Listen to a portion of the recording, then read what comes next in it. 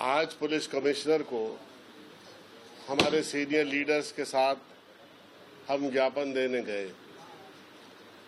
ज्ञापन देकर लौटे ही हैं कि सारे चैनलों पर यह चलने लगा कि कांग्रेस सुंदरकांड का विरोध कर रही है। मैं ये कहना चाहता हूं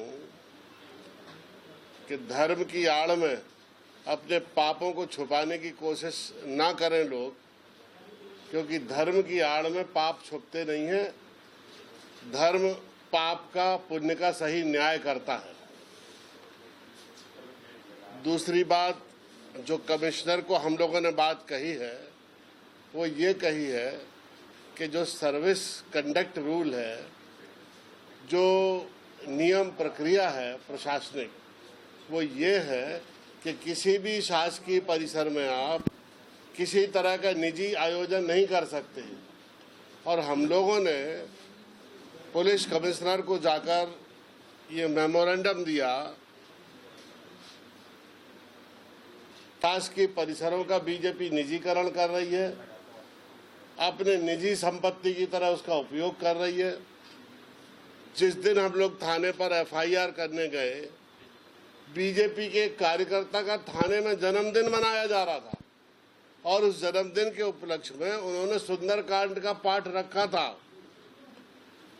अब मुझे एक चीज बताइए, सुंदरकांड की तो आड़ ली गई, उन्होंने सुंदरकांड का तो पर्दा डाला, लेकिन उनका उद्देश्य था कि जैसे ही हमारा प्रतिनिधिमंडल थाने पर आए उस समय वो उसका विरोध करे, और ऐसा हुआ।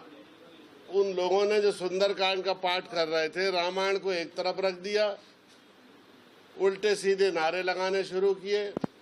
और एक दृश्य तो ये देखा कि उनमें से जो सुंदरकांड करने वाले लोग थे, उसमें से एक व्यक्ति ने उठकर एक जूता फेंका जो कांस्टेबल के गाल में जाकर लगा। सुंदरकांड पढ़ने के बाद इतनी भी सद्बुद्धि नहीं आई कि कैसा आचरण और कैसा व्यवहार करना है। मैं ये कि किसी भी कीमत पर नरसिंह के मामले से ये ध्यान भटकाने की कोशिश नहीं कर पाएंगे।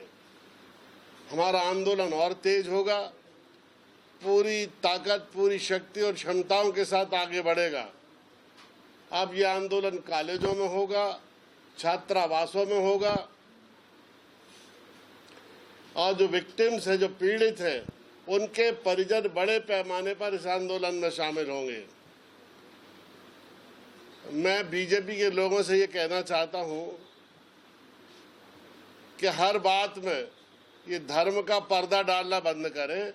इनकी इन्हीं हरकतों के कारण ये प्रयागराज में चुनाव हार गए, चित्रकूट में चुनाव हार गए, बद्रीनाथ में चुनाव हार गए, और ये अयोध्या में चुनाव हार गए।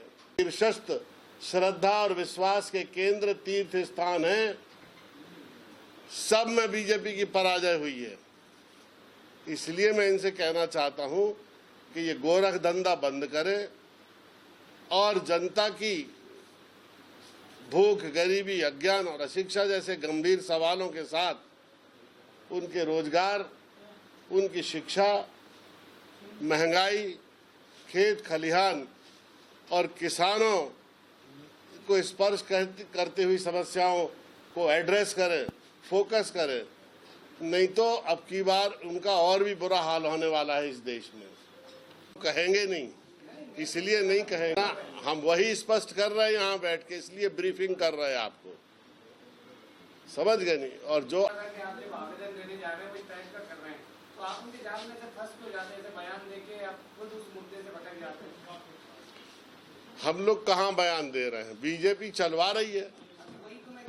जो टेलीविजन चैनल्स है या जो माध्यम है इसके पत्रकारिता के, उन्हें सजग रहना चाहिए कि बच्चों के भविष्य के लिए जो मुद्दा उठाया गया है उससे ध्यान भटकाना नहीं चाहिए लोगों का। हम तो केवल ये कह रहे हैं कि सरकारी परिसरों में निजी आयोजन नहीं होना चाहिए। होना चाहिए क्या? सही नहीं होना चाहिए, लेकिन उस समय से मुद्दा जो था नरसिंह घोटाले का था। नरसिंह